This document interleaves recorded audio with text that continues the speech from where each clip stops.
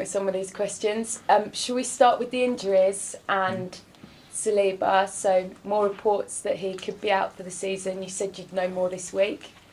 What can you tell us? There's not been real improvements, unfortunately, on him. So we are still waiting. We are still hopeful, but obviously it's another week that is gone by, and Isaac hasn't been able to train with the team. Can you tell us a little bit more about the injury? There was some speculation that it's sort of disc problems and that he might have to miss the rest of the season. I leave that to the doctors to explain if they have to explain. Are you preparing for the rest of the season without him now? Well, at the moment we don't have him. We are preparing for this game without him, and next game obviously probably is going to come too close as well. So we have to go week by week at the moment. Okay. And Xhaka, is he okay now? Because he missed the game with sickness. Yeah, granted he's been out. Hopefully he will be able to train today, but I still a doubt. Still a doubt. And anyone else a doubt? Or everyone else okay? No, the rest okay. Okay. Obviously, quite an emotional end to that game on Friday night. When you sort of picked apart the performance and took the emotion out of it, what do you feel was at the heart of some of those errors early on? Human errors. Players, they make a lot of brilliant decisions and they make mistakes. The areas where you made those mistakes probably defined the extent or the consequences to that mistakes, and obviously where we made those mistakes punished us heavily. But looking at the last two games back, taking that apart, we deserve to win both games without a question of a doubt. When you say human errors, we've obviously seen you go most of the season without making those errors. How do you get to the bottom of why they're making them now? We have made some errors, but we have managed to win the games, and then probably those errors get a little bit dissolved. But we have had some of them that we have managed to do that. But yeah, especially certain areas, you have to minimize those as much as possible because the margins then become much smaller. Because from the outside, it's easy for us to say, look, they're under pressure, this is why they're making the mistakes, but what's it from the inside? I don't think it's about that. It's decision making, sometimes it's execution, sometimes credit to the opponents as well, that they put you in certain positions to force those mistakes. But as I said, I think we've done some in the past as well, that I can remember, especially at home, that it could have cost us something and we managed to win the games. Obviously, still 10 games unbeaten. There's been quite a big reaction against Arsenal kind of going on to win the league from here. But the message from you is what? Go win? Still believe? 100%. But we knew from the beginning, and that City was the team to beat, probably with Liverpool, because what those teams have done in the last 6-7 years, and they fully deserve that credit and to be at the top. And we were the ones that wanted to be closing that gap as much as we possibly could, and we are toe-to-toe with them. We knew that we had to go to the Etihad. We know that after that they're going to have another 5 very difficult games. So that game is going to be really important. Is it going to define the season? The answer is no. You've been part of title races before. At this stage, how much is about that belief and confidence? How much is about psychology? How much is about mentality? A lot. It plays a huge part. Obviously, the belief is there. When I look how they train, how they reacted after that, the mood in the dressing room, how they defend each other in every moment, we really want it. And we're going to show that again tomorrow night. But then you have to deliver in the right moment, the right performance, and it has to be perfection, because that's what this last level demands, is absolute perfection in every second ball. Just finally for me, obviously you played in cup final before, but as far as you as a coach, biggest game you've had to prepare for? Now, for sure. But if you ask me, it's in the career, probably a final is something then, because it's leave the trophy or go home in tears. But those situations, that they make you a better coach. You know, they make you to understand the team better, and it's just incredible to be in the position that we are in, trying to prepare the game as we always do to win it. And this is what we're going to do. So not quite the biggest, the second biggest game? I don't know. Very big, let's say very big, because it's the one that we have to play tomorrow. Okay, thank you. Lindsay? Since Friday, Mikel, I think the narrative shifted somewhat to Manchester City and it being in their hands, but the actual reality is it's in both of your hands, which is quite unusual, because if you win until the end of the season, you will win the title. How are you managing to drown out that other noise about it being in their hands?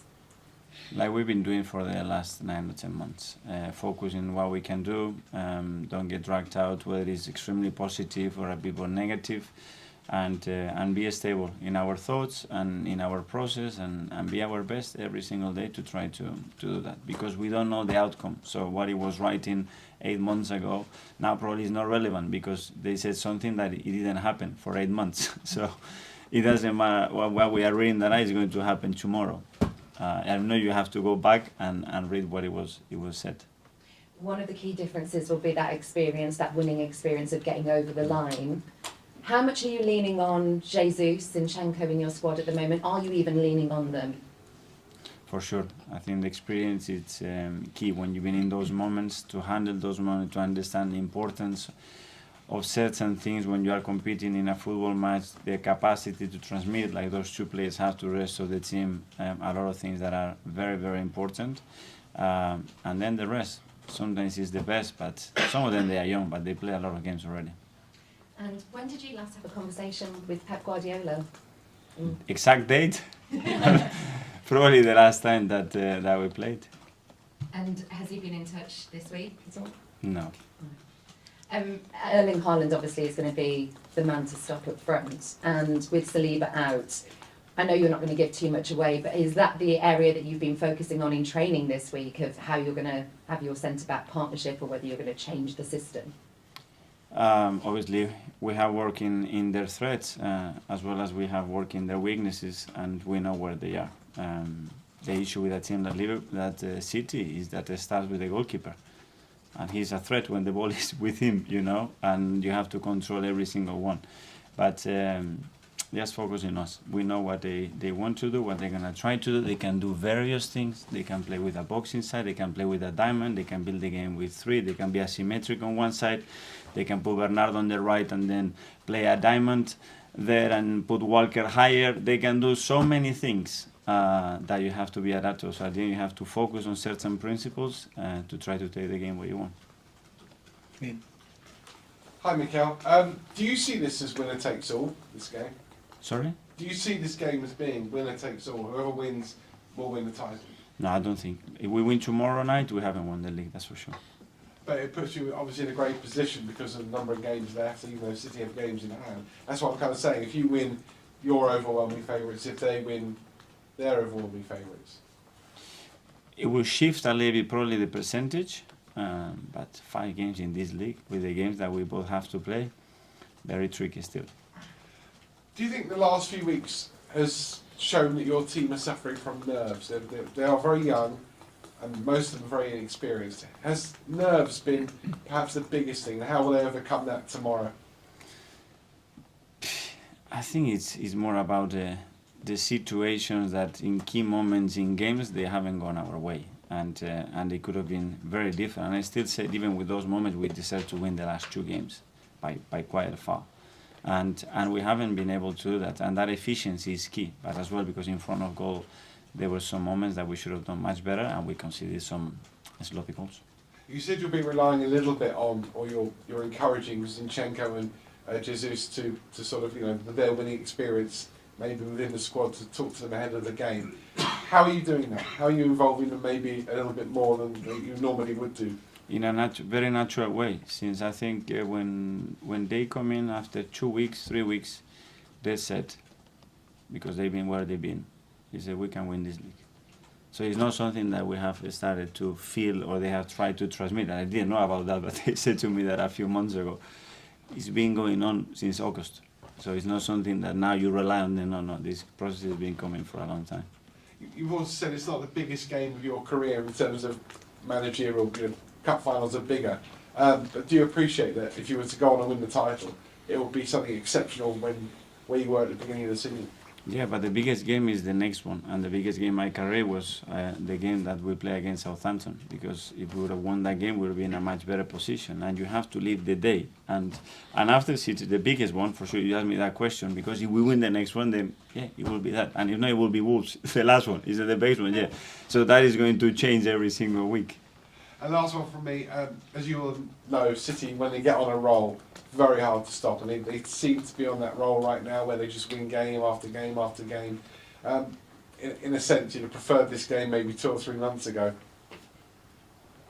We cannot change that, but they've been in this incredible form, and look where we are in the table still. So that means that we've been as well in an incredible form. That's where we are. Good luck tomorrow. Thank you. No. Hi, Mikel. A lot of the narrative around this game is how difficult it's going to be for you and your players, how hard a task it is going to Man City.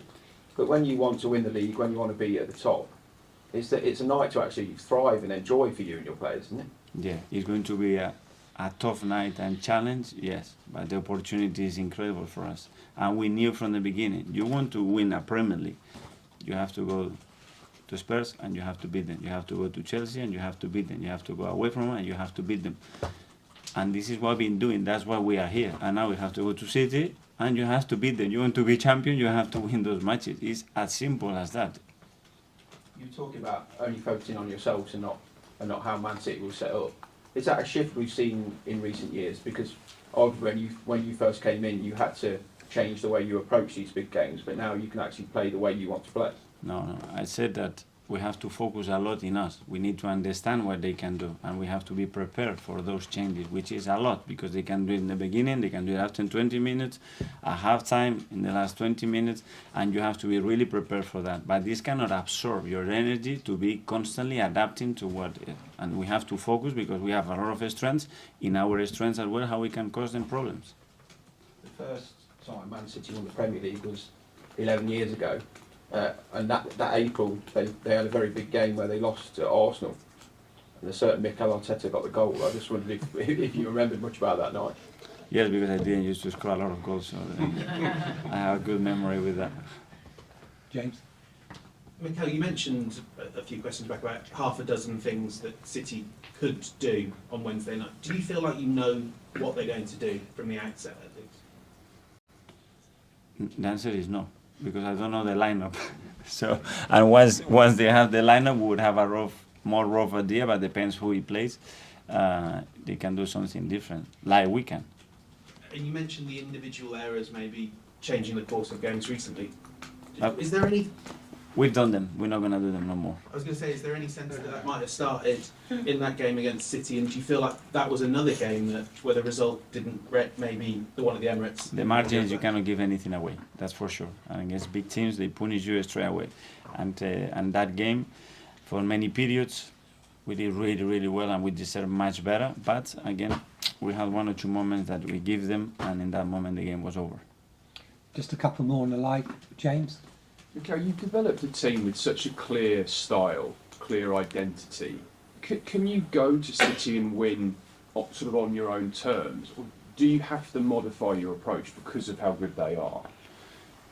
That's what we do every game. You know, in certain areas. Are you talking in ball possession? Are you talking out of possession? In transition moments? Are we talking on restart? Are we talking on set pieces? Are we talking on the emotional state? You have to shift it all the time. Every opponent demands and questions you different things and gives you different opportunities. And this is not difference with that team. It's just obviously that the quality of the opponent is as good as it gets anywhere in the world. That's for sure.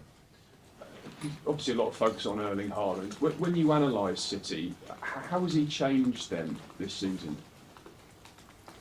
Well, when you look at the numbers, there's no comparison with anybody else. But this as well, he's able to produce that because the setup is done in the right way for him. The players that he got around him, the way he's coached, obviously the qualities that he has. So it's a lot of things that have to be in their way.